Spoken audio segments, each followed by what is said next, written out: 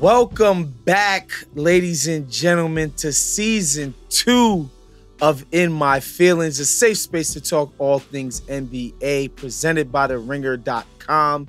I'm your host, as usual, Big Woz, aka Wosny Lambre. Let's go.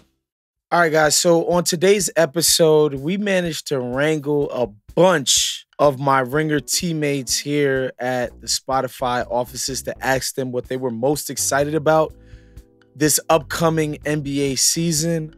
All right, man, we got Justin Verrier, group chat's own, my co-host / my brother from another. Glad to have you on for the first time ever on In My Feelings. Why are you laughing? We're not brothers? I'm just so excited to be here. You know what? Just so people at home get behind the curtains, there's not a single person at this company that I've known longer than you. So, is that true? Yeah. We're brothers. Absolutely. We go back to 2015. It's been 10 years. Do you want to do a spit handshake or do we do the blood? No, we got to do the mafia style. Oh, okay. Prick the finger. Okay. And do the blood thing. We are made men. Because we're that locked in. Yep. What are you most excited about seeing this season? I think, and I'm going to probably turn your head here, the return of Josh Giddey. I think he's primed to be the player that we thought he might have been maybe 2 seasons ago. Because he wasn't a bad player when the Thunder broke through originally. With SGA and him, just attacking from the perimeter, fun, ball handlers everywhere. I still think that player with more shooting around him and him as the focal point can be a good player. Now, how good can he be? We'll see. But if he puts up 18 points, 8 assists, 6 rebounds, I think that's a really helpful player for a team that needs it. I just wonder what the payoff is, right? I think about somebody different like Karl Towns, where it's okay, he's not a rim protecting big, but what he's doing is this all-time level shooting from the position. All right, it's worth trying to rejigger things around that all-time ability. I don't see why you should be lining up to orient your whole life around what Josh Giddey does with the ball in his hands. I just think he is a legitimately good passer, inventive, creative in a way that few passers are. Really good vision, has incredible size for the position. He's basically a power forward, rebounds like a power forward. And it really fits the mold of what the Bulls tried to be a few years ago, where it's wing players, the ball is moving, everybody's running around. Okay. Will it be OKC level? Probably not. But I'm saying Giddey, Kobe White, Zach LaVine, you even get Lonzo Ball back in there. Yeah. You have a good playing team. And that is the type of thing that gets me excited. I don't know about you, though. I love to hear it, man. Thank you for coming on today, Justin. Brothers for life. Brothers for life.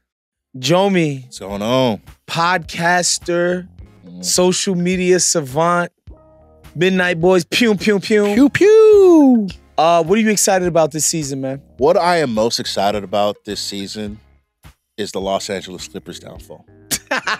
Oh, I can't wait, Woz. I've been waiting for so long. You think it doesn't get better than blowing a 3-1 lead in the bubble? Yeah.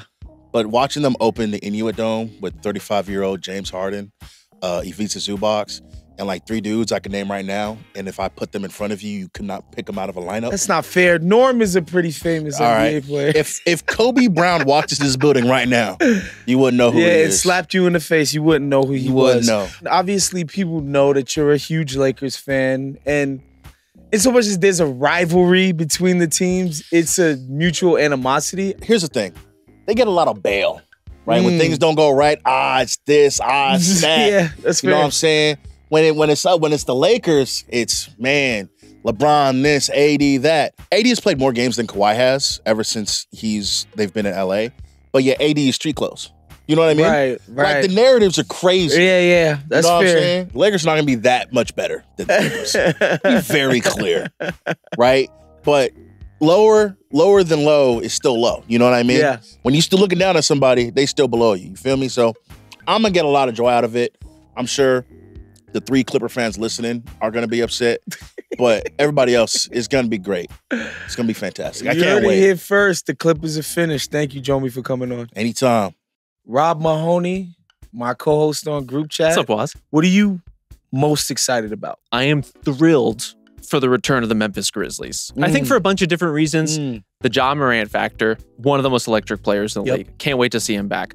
All the weird little internal growth that they had last year, now in context. Yep. And something very near and dear to my heart, which is a true freaking big man in the middle in Zach Edey, a guy who isn't gonna, mess around with doing all this perimeter guard stuff. Like, he's just gonna put your ass in the block. Yep. And he's enormous. And I can't wait to see him in action. Yeah, and the element that I'm gonna miss most, be excited about having back most about Memphis that I think was missing is their general chippiness. Completely. Even Even without Dylan Brooks, they're still gonna flex and preen after every and one. They're gonna get in people's face. They're gonna piss people off. Yes. And I think that element is so sorely needed in the league, and Memphis provides that in spades. So I'm really excited about that. And yeah, the chippiness. Look, you just can't do that shit to the same degree when you're winning 20 games. It just doesn't fly. They tried. They did try. They did their best. And I think what's interesting about that too is now the brain drain or the talent drain of, let's say, the teams that the Grizzlies have historically feuded with. Mm-hmm. Everyone Like has kind of Warriors. gone their separate ways. Like, now the Mavs and the Grizzlies have some juice because Klay Thompson is there. Obviously, the Warriors and them still have some juice. The Lakers and the Grizzlies have juice. They're just pissing everybody off. And they brought in Marcus Smart, who barely had a chance to play last year. He's going to piss some people off too. I'm just excited to see how Ja Morant sort of responds to, obviously, all of this stuff was self-inflicted besides the injuries. Yeah. But to take this much time off when his star was like basically shooting out of the freaking atmosphere and, to come back down to earth by not playing and just having his reputation be sullied, just excited to see how he responds this year. To prove where he belongs in the league pecking order. This is a guy who I think a lot of people are invested in as being not just one of the future faces of the league, but a potential future face of USA basketball, right? Like a great American player and prospect who has a lot he needs to prove, including just like, can he get through a season quietly? Shouts to the great Americans, man. What a way to end. Thank you, Rob. We salute everybody. Thanks, Woz. Tyler, Parker, in the building. Wosny. Appreciate you. I'm good, man. I'm good. I'm happy to have you on. In my feelings, this is the first time I've had you up here. I think so. All right. Well, we're talking about the season getting started. What are you most excited for? Jaime Jaquez Jr., I think, is one of the great, unsung kind of dudes in the league right now. And how just kind of ready for the battles. Was playing physical as a rookie. Stuff like that is not normal. Yeah, I'm excited about him because he's the kind of role player that will elevate every single situation. Not that these guys have games that are in common, but I think of a Tayshaun Prince back when he was in Detroit. Obviously never going to be anybody's version of some all-star or whatever, but guards multiple people on defense, and you can't completely ignore me on offense. No. He's Juan Wick. You don't ignore Juan Wick. You know what I mean? Exactly. And I remember when they picked Tayshaun Prince to be on the Redeem team. Right. Everybody's like, what the hell? What? Well, because around, star level type of talents, you need a guy that just fills in the gaps everywhere. And every now and again can be called upon to do something significant on offense. So I just love that idea. And I love that he's in Miami and they're gonna teach him how to be a grimy ass.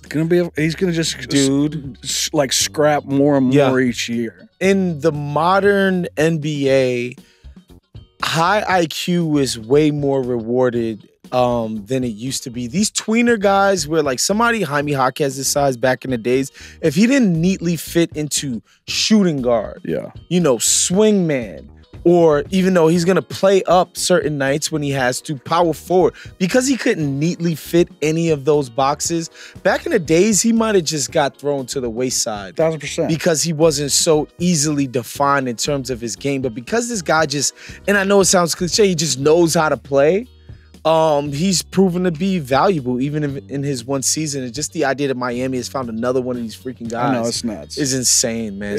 He just kind of flows. You know what I mean? Yeah. There's a kind of liquid quality to his game where you're not gonna catch him slipping. Really, when you have somebody like that who's so sturdy next to Bam, next to Jimmy, that's a tough front court to do something with if they're going small and giving Jaime some minutes at the four. So I'm excited for what it could mean because he's got guys down there that can like you say teach him to get grimier and grimier as the season goes on.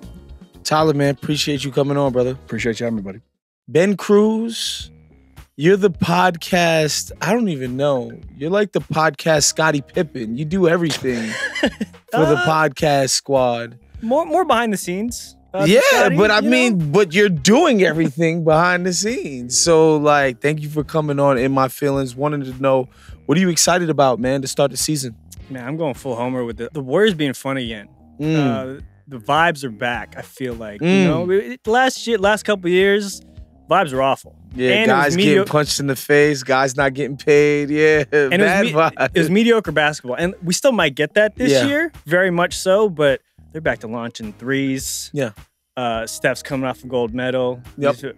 Pajemski's feeling himself. Yep. You know, and Buddy Hield, could him and Steph lead the league in threes and threes made? I don't know. Maybe. Maybe. Yeah. Buddy Hield was 15th last year. So, you know, they're going to shoot so much this year because honestly, they're not big enough to do anything else. Right. They got to get them up and fire them. Those are the Warriors I grew up on. Shooting a lot and playing mediocre defense. So bring it back. So if Steph and Clay were the Splash Brothers, what's Steph and Buddy Hield? The Drizzle Brothers? Whoa. I actually looked this up before I came. They're the Splash Buddies. Oh, the Splash Buddies. Yeah, okay. I don't know if that's an official. I don't know if the Warriors are going to run with that for marketing and whatnot. I'm sure Warriors World would make a T-shirt. It'll look good. Look good. That's for damn sure. No, it's exciting, man. Just the idea that there will be positive vibes around Golden State. I think, you know, the positivity is always around the corner from not happening with a guy like Kuminga. And whenever you have guys who haven't been paid yet, they're obviously trying to get paid. You can run into issues with that. But, you know, I think Steve Kerr has been shown to be a pretty effective manager of egos and personalities. So that's really good, and I'm excited. I'm just excited, like you said, for Steph and the joy, and like we know he's on the back nine of his career. Yeah. And I think people have finally got it that they need to just enjoy what this man is giving us on a night-to-night basis when he hoops. You know, the last couple of seasons without him, you know, in the playoffs like that, you feel it. Have been tough. Yeah. Right, especially as a Warriors fan, to know that, you know, he's put on all these shows and he's all these championships and it's fine, but the Olympics were a reminder of, like, on the highest level what he can do. Yes, he can win, but it's the entertainment factor of it all too, right? So, really looking forward to that. Warriors optimism is back, y'all. Ben Cruz, thank you for coming on. Thanks, Woz. Ringer producer extraordinaire Isaiah Blakely, #1 Celtics fan on the planet. Talk to me about what you're excited for this season. To stick with the Celtics team there, Jason Tatum's jump shot being back. I'm in. I see enough pull-up jumpers in the preseason. I hate buying into it, but it looks so much better than what it did in the playoffs and definitely in the Olympics, that I think him just being able to hit one more three a game is such a difference.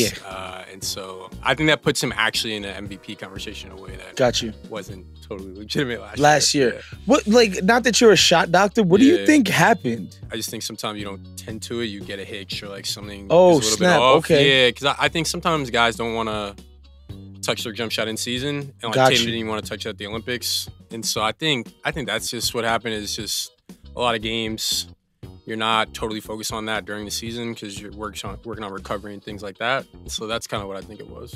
Yeah, I mean, Jason Tatum's been a really good shooter. Since the day he stepped in the NBA, I just couldn't buy the idea that this guy can't ever shoot Everybody's again. like, he's bulking up now. I'm like, that doesn't make any sense. Can't be it. So that's dope. Yeah, I'm excited to see what Tatum does. I think a lot of the rhetoric, you know, this offseason, I think was a little bit overdone and overblown.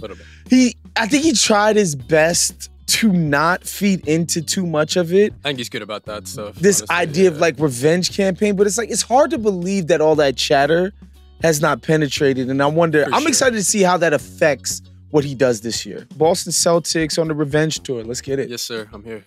My man Keith. What up? Ringer social extraordinaire. Big Knicks fan. Big phone posits in the building. Thank you for being on In My Feelings, man. Talk to us about what you're excited for this season. You know, the train kind of already it's in motion, but I'm ready for people to just shit all over the City Edition jerseys. 'Cause we're bound to have, I would say, a plethora of duds per usual. And this is coming from a person that I love jerseys forever. I will rock jerseys still at this age that I am. I will not let that cat out the bag. But come on, stick to the classics. We don't need 5 jerseys. But you know, the internet's gonna destroy the Nike and the NBA. Like they deserve it. Yeah, no, I tend to agree. Like if there's obviously they make 30 different editions, there's usually like 4 that are good. That's an insanely bad hit rate though. That ain't good. And some of the ones through the years, you know, I didn't personally mind. I guess that the City Edition was the Kith one with the multiple layering. That was kind of ill. I didn't mind that. Not at all. That wasn't terrible. It's just it just gets so nasty with some of these other jerseys. And I think what it goes to show is that, you know, Adidas had the account before with the NBA, and everybody crapped all over and was like, oh, Adidas, you guys are second rate. You guys are jabronis. You don't know what you're doing. And then Nike gets it, and it's the same thing happening. It just shows like jersey making is tough. Yeah, it ain't an easy industry, but some of the people that are doing it on the side that were responding in the threads, just give them the silhouettes. Let them run with it, because Nike, I mean, it's doing too much to the ultimate, to the nth degree of who's gonna buy this shit. It's gonna end up on a Dick's clearance rack or at a TJ Maxx. It's just coming to a Ross's near you guys. The NBA City edition jersey. What is your favorite Knicks jersey at the moment? It would have to be the 99, 2000. Just that classic silhouette, the LJ elbow, the memory that comes with it. Is it the one with the black coming up over here? On the side panel. That's probably the most dynamic of them. For me, I just like the regular white, the regular home whites, even though we don't do home whites anymore. Which is just blasphemy. That shit pisses me off more than anything. We shouldn't be this mad, but it's so like get off my lawn-y. But like, can we just wear white jerseys at home? It's the perfect eye test. White home. That's it. All, yeah. Bring them back. Keith, man, thank you for coming on with us today, brother. Appreciate you. Thank you for having me, Woz. All right, y'all. That was our show for today. Make sure you're locked into the Ringer YouTube. Hit the notification bell so that you get notified every single new episode. Make sure you like this vid. And yes, each and every Friday, we will be coming to you just like we did last year. We'll see you guys next week. Peace.